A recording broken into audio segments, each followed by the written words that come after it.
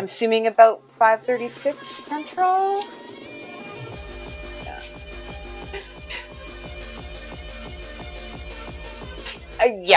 Mrs. Way, it depends on where you live too. Like here, because there's not really a standard.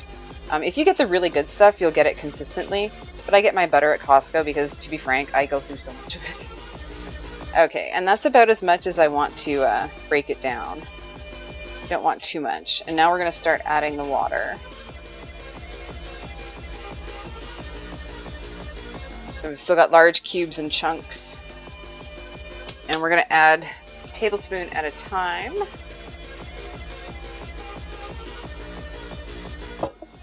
Until it starts to form a shaggy dough.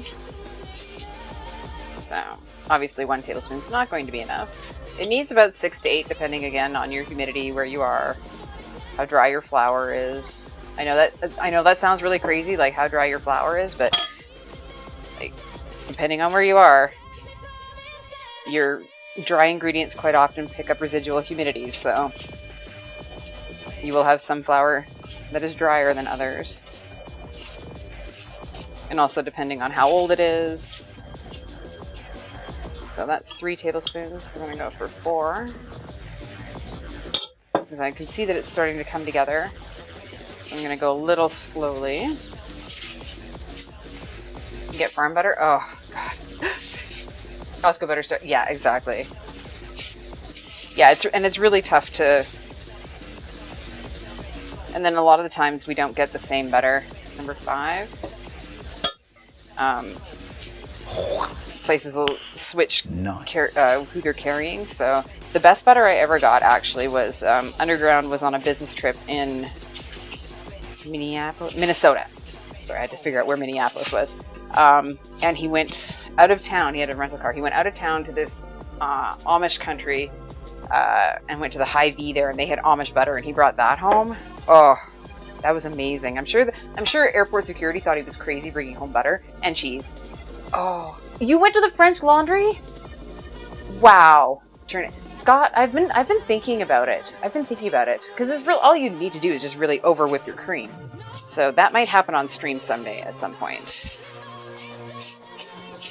Okay, so that was 6, and as you can see, it's starting to come together, but I still have a lot of flakiness here. So we're going to go with 1 more and see how that does. I cussed at you. I just saw that part. I'm sorry. Yeah, salty butter being salty. That won't win you any friends. Salty butter will not win you any friends. Okay, so we're getting pretty close to shaggy dough. As you can see, like this is shaggy. But we've still got a lot of dry stuff in the bottom here, so I'm going to add another tablespoon. And 8 is usually good, but we're gonna play it by ear, just because, like I said, the conditions here have been really dry. There we go. So that was enough.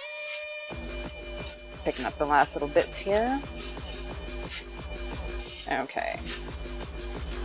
How am I doing here? You know what? Still a teeny bit. I'm going to go with half a tablespoon at this point. So this is 8.5 tablespoons. So we don't want it sloppy, but we do want it together. And that is exactly what I was looking for. These last little driblets will